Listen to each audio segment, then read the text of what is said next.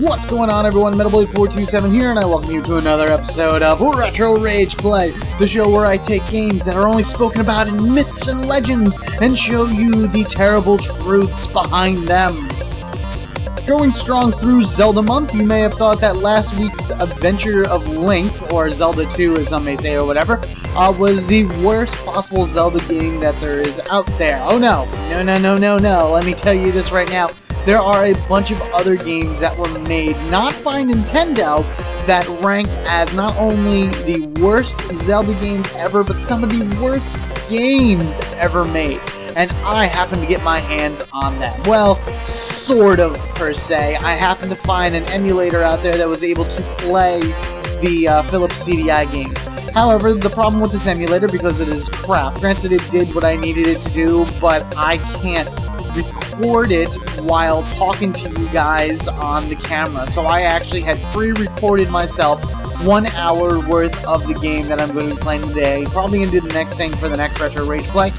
But for the most part, these games are infamous for being so bad and so unplayable that most people don't even want to acknowledge their existence. I mean, even Nintendo says that these are not part of the canon for the Legend of Zelda series. Which makes sense because they didn't have anything to do with them. They just gave out the license to a third party, and it's kind of, you know, reasons like this is why we don't have nice things.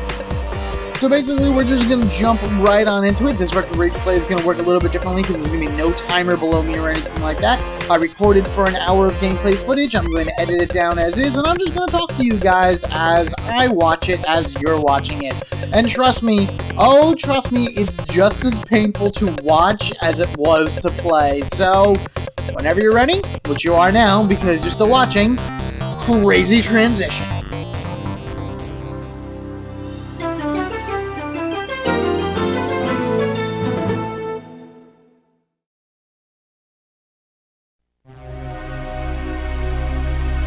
Here it is, everybody. One of the craziest freaking games you're ever going to see.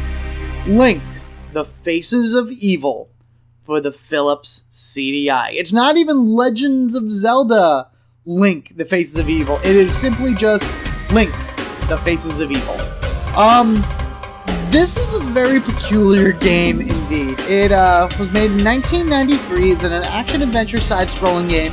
And, you know what, the game itself, I didn't write down too much because there wasn't too much about this game that you're not going to be able to figure out as you play through it.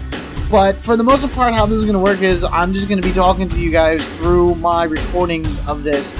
And, oh my gosh, this was a very, very interesting thing in order to do because this game does not play like any Zelda game ever. Let's start up the game and you'll see what I'm talking about. Gee, it sure is boring around here. Oh boy. My boy, this piece is what all true warriors strive for. Huge lips! I just wonder what Ganon's up to. Your Majesty, Ganon and his minions have seized the island of Korodai. How can we help? It is written, only Link can defeat Because that's exactly Ganon. what that says. Great, I'll grab my stuff. There is no time. Your sword is enough. How about a kiss, for luck? You've got to be kidding. Some weird faces! Voila! We are off! Oh. Wow, what are all those heads? These are the faces of evil. Roll credits! You must conquer each. I guess I'd better get going. Here is the map. Where do you wish to go? It's weird in how they like incorporate the map in like that because it's distinctly like different than the full motion videos that they have for it. But yeah, this is pretty much the Faces of Evil, and you'll be seeing those types of cutscenes throughout the course of the game. Here's Korodai. This is the area that Link has to save because Ganon and his minions have taken it over and are trying to... I don't know what they're trying to do. It's never clear about what exactly they're trying to do. They just want this island for some reason. So now Link has to go to all these different areas in order to fight his generals and save the island of Korodai? Is that what it is? It's written in prophecy? That's really it. That is the entire story. There is another, like, Zelda gets kidnapped story to it or whatever, but you actually don't see that until way late in the game. But this is pretty much what it is. It's a side-scrolling action-adventure game You jump, you swing the sword, and you can actually block projectiles, but you need to be standing perfectly still for it to block, as you saw right there. But that doesn't always work that way, because sometimes it's just a little bit high above the shield and knocks Link in the head. This is the inventory. This will change as we go along. Pretty much what I'm going to be doing here is there's going to be a bit of a grinding point already in this game. Like, not even like a minute into it, and you need to start grinding for stuff. The moblins in here, they actually drop snowballs. Yes, that is the name of the item. It's set it in the inventory. These snowballs are part of the mechanic in the game where the snowballs defeat enemies that are fire-based, and then they drop firestones, which then defeat enemies that are snow-based. And that's pretty much how it goes back and forth. There's only certain enemies in this game that Link can't beat with his sword, so you need whatever the elemental weaknesses and whatnot. But otherwise that, he's just jumping around. You may see Link jumping on various points of the drawn background, and that's because the developers tried to go for a organic feel to it. Like, if you're walking up a mountain or whatever, you're not going to have straight lines. But this is just ridiculous because you don't know. There's going to be a section in the game that I'm going to be at where it's like I'm going to be jumping up and up and up and up and up and up and up, and it's more or less just, where's the ledge? Let's see if we can find it. Otherwise, you can go in and out of certain buildings. You can see a key up there in the upper right. That's what you need in order to open a pointless door, actually. A door that we don't need any for right now. There we go. Thank you.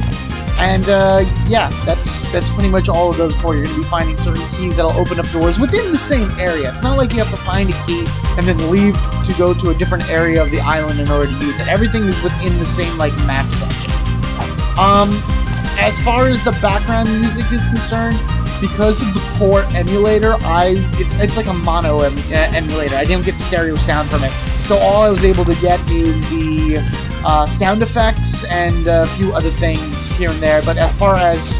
this is my first death. I'm not even going to bother derping this thing, because this entire fucking game is a derp. As far as background sound goes for each area, what you're listening to this is actually the right one, the right background music for this area, but I happen to find it online.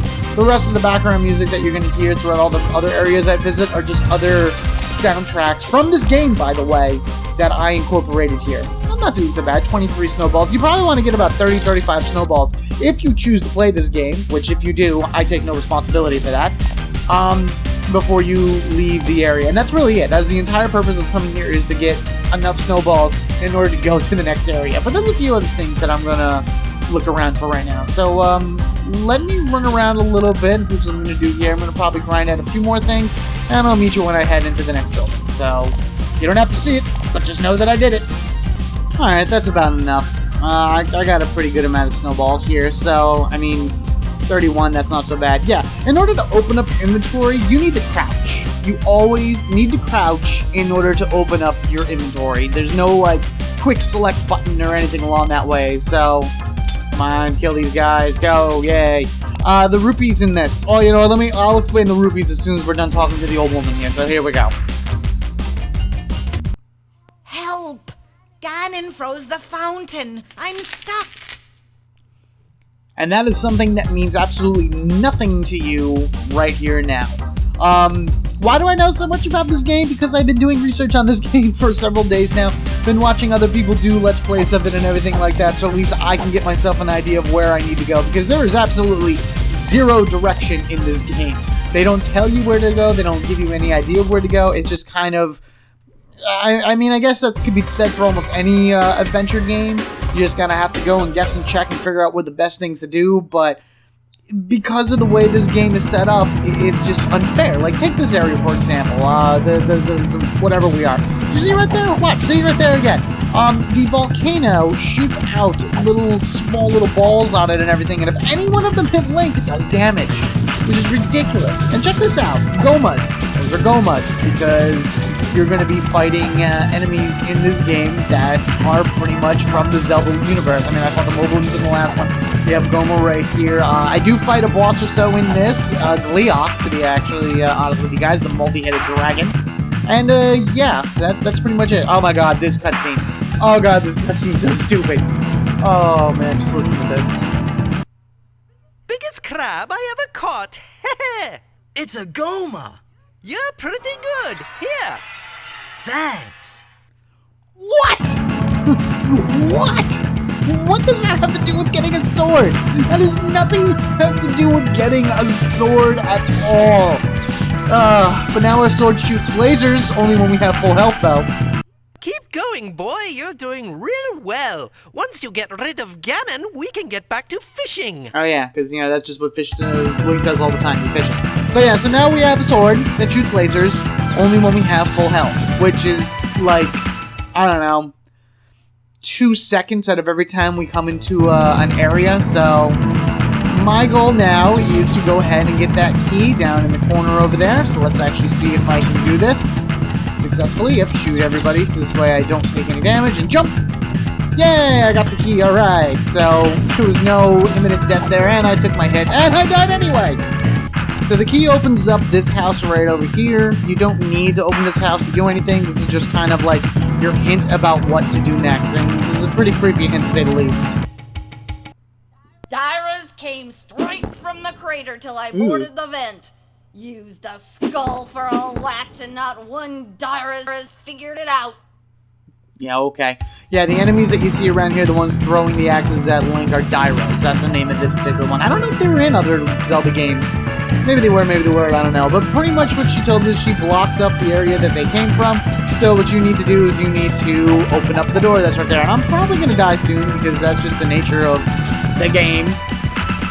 So pretty much that skull right there is what you have to hit. You have to like jump up and smack it a few times with your sword in order to reveal the key, which then opens up the door right there. This is our first example of enemies that can't be defeated by any other means other than like the elemental differences. So time to throw a snowball at these guys, and it kills them. Isn't that amazing? And then they drop firestones, which are used for later as well. That old woman that we saw that was frozen, if you shoot her with a firestone, she becomes unfrozen, she refills your hearts. If you happen to have a canteen, she'll refill that, and that'll refill your life later on. Otherwise, that should become frozen again. But I'll show you guys that later. So right now, we're just kind of walking through this. I'm killing the Dyras with my snowballs, not with my sword, because that doesn't work, and collecting the firestone, because you kind of want to have a nice supply of both of these. Like, besides just the fact that they're used for the opposite element guys, it's really nice to have them, because the fireballs have like a spread shot to them, and the snowballs, yeah, they're pretty strong. So, trying to do what I can and, get my supplies up. Problem with this is that if you die, it's right there. All the snowballs that you used are gone, and you would have to then go and like farm more in order to be able to go back through that area, because if I only had like 4 snowballs or whatever, I can only defeat 4 guys, and the continuous respawning of the jerks here it just doesn't do so well. So multiple reasons why this game is completely unfair. Speaking of going back and collecting more snowballs, I had to actually go do that right there. You, again, don't see it because you don't see clock below me, but I am currently about 15 minutes into this game, and I've already had to do 2 grinding sessions for snowballs in order to be able to make it this far into the game. And because of the undefined platforms, you go to make a jump in the hopes in order to get to where you gotta get to, and then poof, you fall into death. But at the end of each section, you're going to find yourself a little Triforce on like a scroll of sorts. See the thing in the right corner in order to get back out to the main map? When you find those things and you hit them with your sword, you actually unlock other areas to the map. So it's kind of the progression that way, where you need to make it to the very end of the section you're in order to keep expanding out the map to finding what you need. Problem is, it's so ridiculous. It's just ridiculous. Alright, let me hit this person with some firestones so you can see what I mean here. Here, have some water of life. My, you're thirsty. Oh my goodness! Oh, she's frozen again. Oh, that sucks. You will forever be frozen, and we will forever make the glug glug sound whenever we drink. Oh man, these full motion videos and it's just crazy. But these monkeys here that are pretty much throwing crap at us, is about the best I can assume to it be, are only defeated by firestones. And if you can see when I'm throwing the firestone, it has like a spread and whatnot. There's also an extremely cheap way of taking damage here, and that would be from all the little icicles that are dropping.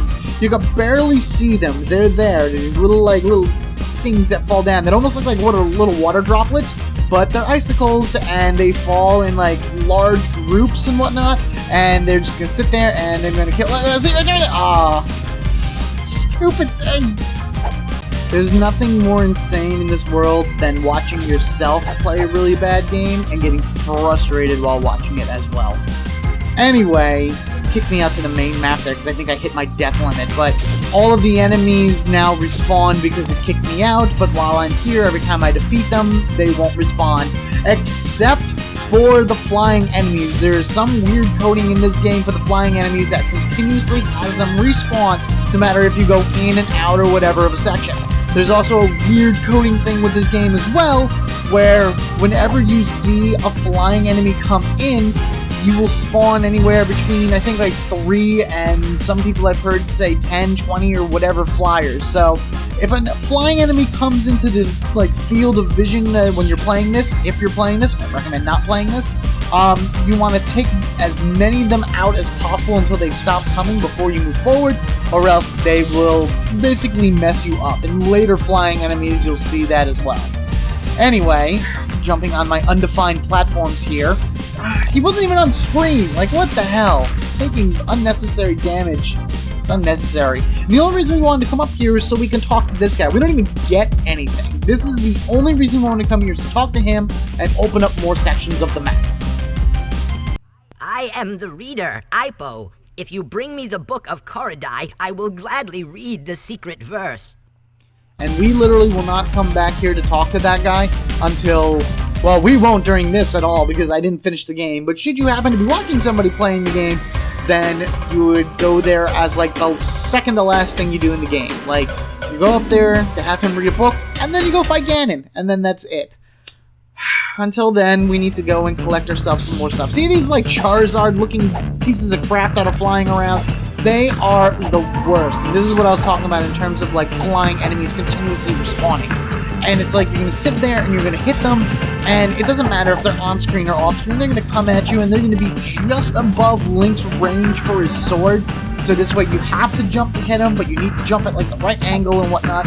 And then these stupid little rocks are coming down the mountain there, and they will hurt you as well. And it's like, let's just take everything that's a cheap trolley, and I die. And you can't even say that it's bad jumping or bad platforming because it's like, I should be able to make the jumps based off of how far Link jumps and all that other stuff. But the thing of it is if you attack while jumping, Link like stops mid-jump, like literally freezes in mid-air, and he loses all forward momentum that he has. So if you're attacking and you're jumping over a crater, you're probably going to die, and that's something I probably should have realized more as I was playing this, but you get to a point where you just have so many unnecessary deaths and you just take so much damage for no reason at all that it just gets so frustrating and annoying, and I got impatient, and these guys coming in from off screen for no reason at all. Like, they swoosh out from the side, but they're still moving, so they're coming back to get me. And this is what I'm talking about with the continuous spawning over and over and over again of these flying guys. You just gotta wait until they stop coming at you, and then you're free to move on. Oh, this chick is amazing. See this one in the corner here? Look how she looks here, and then watch how she looks like in this full motion video. Here we go. Right? Kill the moblins first. Might as well. Here we go. You're not afraid of dragons, are you? Of course not. Then get my necklace back from Gliok, okay? Pretty please. Well, she acknowledged Gliok, so that's always an interesting thing. I'm pretty sure he is our first boss. This game is very open-ended. You don't have to follow the path that I'm going. I've watched a bunch of run-throughs of this game, and this just seems to be the best path in order to show you guys as much as I could while trying to keep my frustrations as low as possible. So let me get back out there to that section I was in, and I'll just pick up a different thought process here that I had earlier, because everything is just all jumbled around just watching this. Oh my god, I died and I just guessed it. Alright, back here we are at this little bridgey section. I don't know how many times Link has died, but I'm pretty sure that if I die maybe once more I'm shot back out to the main map area. In which case, then I'd have to do everything all over again. I mean, it's like, I want to say that the majority of the Let's Plays that I've seen online of people playing this game have beaten it in probably about hour and a half to 2 hours, but that's just based on what they showed, and that it did include some grinding sessions and everything. I want to say that if you were really good at this game and you went through from beginning to end taking no damage and everything, one, kudos to you, congratulations for knowing this game like that, for putting up with that. I mean, is it even worth it? But two, the game itself, running like that, just going storyline-wise, maybe an hour long. But this is not a long game by any stretch. It's just the continuous going back and forth, dying, doing, collecting, and then grinding and whatnot that just make it such a chore. It's not even like a fun thing to do because you take so much stupid damage! 36 minutes into my actual play footage, and I'm still within the same areas. I have died so many times in this spot, and then it's like after you die so many, then you're thrown back out to the world map and you gotta do it all over again. The game is okay when it comes to having your laser sword, but the moment you take that little bit of damage and you lose that ability, it just becomes like 15 times harder than it already was at that point. Really like to be able to get into this lighthouse now because there's an item that I need in this lighthouse in order to move forward. So let's just keep going, shall we? Please? Go, kill things fast. Alright, oh wow, I blocked that. That's crazy. That's nuts. So, I've been collecting rupees this entire time. The rupee colors in this game are different than what you would expect in a normal Zelda game. Red rupees are worth 1, green rupees are worth 5, blue rupees are worth 10, and I don't think there's any other colored rupees in here. Maybe there may be a purple, but I'm pretty sure that there isn't. So, I need to collect rupees because there's a shop here, and the shop actually has useful items. Items that will be needed for the journey. You can get them at any point, but I figured I'd wait until I get this item before I go there. So, here we go. Let's get something. It's mighty dark with all the evil about. Keep this lantern full. It'll light your way. Thanks. Trust the Gordon's Fisherman. Yep. He gives us the lantern, an item that enables us to brighten up dark areas. But we need lamp oil in order to use it, so that would be where we gotta go now. The shop sells 3 items. That's it, just 3 items. It sells lamp oil, which wouldn't matter if you didn't have a lamp, bombs, which are like the most overpowered ability in this game, and rope, which I'll show you what rope does a little bit later, but it's quite helpful. Lamp oil, rope, bombs. You want it? It's yours, my friend, as long as you have enough rubies.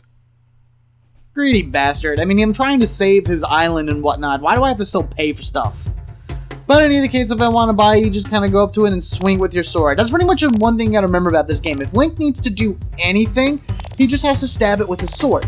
And I believe if you actually go into like the help section of this and Link talks to you that way and informs you how to play the game, he's happy that he brought along his safety sword, or his friendly sword, I think he calls it, because it won't hurt allies, it'll only hurt enemies, which is pretty much exactly what he tells you. If it's a way of explaining, it's a way of explaining, I guess. But yeah, I'm starting to stock up on some items here. You never know how much you're going to need, you never know what you're going to need it for and whatnot. But should you not have enough rupees in order to buy something, then you do get a little cutscene there. So I just like showing off the cutscenes here, and just the amazing quote-unquote-ness of this game. So, what am I going to do? I'm going to go try to buy... Nope, yes, nope. I would buy that. Buy bombs, yes? Sorry, Link. I can't give credit. Come back when you're a little, richer. He is so freaking scary. Like, just the amount of chin that he has. I don't know if I explained it very well in the beginning of this episode, but the reason that I'm doing post-commentary on this is because the Philips CDI emulator sucks. Oh my god, it sucks very much. But then again, there is not really that many Philips CDI emulators out there. I think this is the only one that actually still really works. So, this is the only way that I could do it with having a fluent gameplay, because if I tried doing anything else, like going on, talking to you guys from my camera, or even running certain other programs or whatnot, it would be a horrible, horrible slowdown to the game, to the point where if you ever know how to make an unplayable game even more unplayable, well, that's pretty much the case. This raft that I'm on here is crap! So crap, oh my god! It has like 2 frames of movement on it, or 2 frames of space that Link can walk. And the second he moves a little bit past that far end one, the game thinks that you just want to move forward, and it keeps going, and water is apparently Link's enemy, even though there's various forms of water in this particular game. So, there are a few of these raft areas along the way, and really the best way that I can tell you to get through them is memorize. Just memorize where all the enemies are placed, memorize on where they throw any of their projectiles at you and whatnot, and duck and dodge according to whatever you see. But the majority of this game is very... Oh, I went up too high. Is very much luck-based. There's a blue rupee. He's the only one that drops a blue rupee. You gotta really be in the right space at the right time in order to avoid any damage and whatnot. And we need to get through this hole, so let's bomb it with a rock and head on through. I don't show it very much in this particular playthrough because I just really wanted to worry about getting from point A to point B as fast as I could, but the bombs are extremely powerful. They can actually destroy the majority of bosses in this game in one hit. Actually, when you watch me to go fight Leon, you'll see how easy of a boss he is pending you get yourself where you need to be. But this is what I'm talking about. Look at all this background. I mean, it's a nicely drawn set, but it's like you won't know where the ledges are until you just start bouncing and hoping that you land somewhere. There is no flat surface. There is no indication of, okay, you can jump here or you can't jump here. And what's even worse is when you get to certain areas and you don't know what you can or can't jump on, you're going to attempt to jump on something only for it to fall into a bottomless pit or water or any other type of bullcrap. Or you're just going to have these things come at you and kill you, and that's pretty much it. Because these guys are just going to keep spawning over and over and over again. Now, as far as what the rope does, Link will pretty much Spider-Man shoot it straight above him, and if it latches onto a ledge that Link can walk on, it'll lock on and he'll be able to pull himself up to it. Good way of getting around certain areas quickly, but jump, jump, jump, jump, this is what I'm talking about. Don't know where everything is, just gonna keep jumping and hope for the best. Hey, a fairy fountain, cool! You're doing great, Link. You are our hero. Here's a life heart. We know you can beat Ganon. And they actually give us another life. In this game, I want to show you can get up to 7 hearts. Yeah, 20 hearts was apparently way too much for the Philips CDI people to comprehend, so we're just gonna go with 7. Jump and die! Who puts a bottomless pit, an instant-death bottomless pit, inside of a fairy fountain? Like, come on, that's supposed to be like your safe haven, your area where you are guaranteed to be safe. No, anything can kill you anywhere and anytime and any whatever. Yeah. Now, those fairies are pretty freaky. I mean, they're not as bad, personally, in my opinion, as the triangle boobed great fairy from Ocarina of Time, and she was a weird looking one. But still, you know, I guess it's just the way that it all kind of goes together with the art style of this game. But as you can see right there, I fell pretty far and I took 0 damage, but if I happen to fall in the bad part of the fairy fountain, I instantly explode. So, find the damn ledge that you can jump on. There we go. I think I used my rope here. There it is, see? It's like a little Spider-Man thing up. But here inside of this cave is our first boss, and it happens to be Leok, the multi-headed dragon. And you can kind of see that he has multi-heads, but he fires them at you. Yeah, they are rocket-powered dragon heads. Isn't that astounding? They do a ridiculous amount of damage because they hit Link from the front and the back. And our main goal right now, people probably get in there and try to shoot him with a laser, try to do all kinds of other stuff. I throw a bomb at him if I can manage to survive, which I did long enough for everything to go kablooey. So, that was Leok. Isn't that wonderful? If only he was that easy to defeat in the original Legend of Zelda. And we got the necklace that crazy weird lady from the tower place, or the lighthouse place, wanted. I don't exactly remember what she gives you in exchange for it, because I'm pretty sure that I don't go and I get anything from her for this. But let's Spider-Man myself out of here. And ta-da, we have defeated the first thing. But we're not done yet with this section. No, because we need to continue our way forward and make sure that we see all the cutscenes and get all the information that we need. And to do that, we need to first and foremost beat up these bees that come out of nowhere and get the most obnoxiously placed key yet in this entire game, and I died. Now you may notice I still only have 4 hearts, even though I defeated a boss technically. Not all bosses in this game give you hearts. Furthermore, there aren't even that many fairy fountains. I think there's only maybe like 1 or 2 in this entire game, which is why you only get 7 hearts in total. It's just another one of those things where it's like, it's ridiculous. Like, why give me so little life? But then again, you do get a canteen that you can fill up with water of life, and that'll automatically fill you up. It's a one-time use thing until you go and you find more water for it, but at least it effectively doubles your health of sorts, depending on how good you are and whatnot. Grab that, there we go, jump back, whatever. We can fall in the bottomless pits, but we don't take fall damage. That's all that really matters. And it was right here that I realized that I messed up, because I should have went somewhere else before climbing all the way up and defeating Leon and whatnot. I may be old and ugly, but I still know a few tricks. Bring some grapple berries. I'll show you a good one. Those berries were more than available to me before even coming to this section. So, the place I needed to go to was... here it is. Firestone Lake. This is the area I should have went to first. And it begins with a raft section, so that's probably where I got confused. I knew I needed to do a raft section, but I didn't remember what raft section.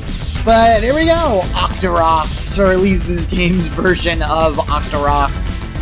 Really, really annoying enemies, as with everything else in this, because they shoot these little rock pellets at Link, and, you know, they just have the perfect angle to either get up and over the shield, or enough to hit him in, like, the frickin' ankle in order to do damage. And any one little nick to him, and goodbye Laser Sword, and goodbye Raft as well. What the hell?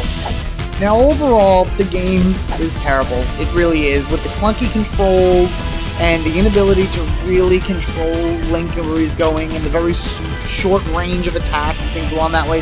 The one thing this game does have going for it, though, is the music. It is a really cool soundtrack to this game. And I don't know if you guys are listening to the background music or however it's worth or whatever, but it is pretty good.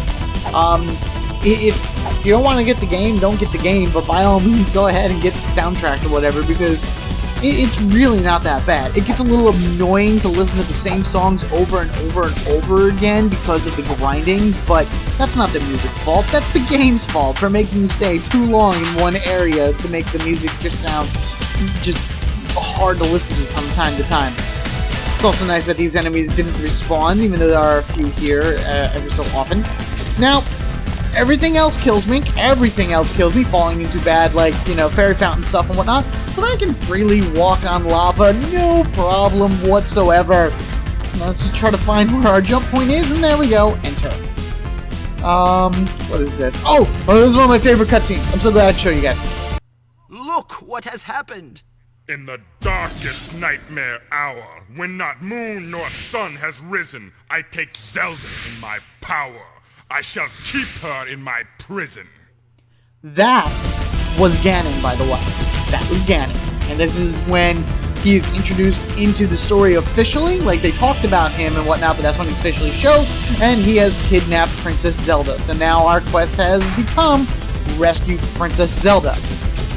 No reason behind it otherwise. It's just at this point in time, we need to rescue Princess Zelda now. That is the main quest. And I hate this area. Oh my god, those stupid fireball things. One more try. Let's see what we can do. I'm pretty sure I'm on my last life here. I've died quite a number of times trying to get through just this section. I haven't even gotten back into the volcano yet. But if you get into the volcano and you go straight down, you'll be able to find the berries. And I should have taken them before I moved on to that other area, so this way I could have given that woman by the cauldron the berries right away, and she would have given me the power glove. Power glove costs 10 rupees to use, but it is a ridiculously powerful strike, and then Link can actually destroy rocks with his sword and doesn't need any bombs. But again, it needs rupees. that would have been the best path to go. Should I have remembered that, but now I'm going to get probably peppered by all of this stupid crap from the volcano. No, did I make it? Oh, nice, I made it in. Very good. Okay, I didn't know I actually made it in there. The enemies that are here, that are those like weird fire circle things, those barrels, can only be killed by ice attacks. And my goal is now to get down as far as I can, as fast as I can, in order to get the berries. Go, go, no. It didn't happen. Oh, it so didn't happen. And quite frankly, that's it. I call it quits there. You get to the point where the game just hurts so much that you can't do anything about it. You really can't. So, yeah, screw you, game. Screw you so much. Thank you all for watching. Be sure to rate and comment down below, and if you haven't already, hit that subscribe button so you can get equipped with me, MetalBlade427. Go on a little journey around the island here. As you can see, the little cursor thing flying around and whatnot. Each one of the faces of evil has the different boss into it, but really beating them doesn't mean anything. You just want to collect all the items you can, go to Ganon's fortress, which I think opens up after maybe 1 or 2 more places explored, and then throw the book at Ganon. That I'm being extremely literal when I tell you that Link throws the book at Ganon. Next week on Retro Rage Play, we followed the path of the sister game to this one, Zelda and the Wand of Gamelon. Yes, it's a game that actually stars Zelda. Out of the 3 Zelda games that appear on the Philips CDI, Zelda is the main character in 2 of them. I'm working on trying to get Zelda's Adventure working. That's apparently the best out of the 3, and that's saying a lot considering the type of games that came off of this and whatnot. But I hope you guys enjoyed me going through that and seeing a little bit about what this game has to offer. If you happen to find it, you know, Godspeed to you and everything if you wish to play it and all that other stuff. Otherwise, plenty of other people that have played it online that you can look it up, or you can just say, yep, I know that game, I'm done with it now. So, thank you all again. I shall see you next week for Zelda's game. You guys have a good one, and I will catch you all later. Link, my man. I don't even know where to go with that. Dirt faces!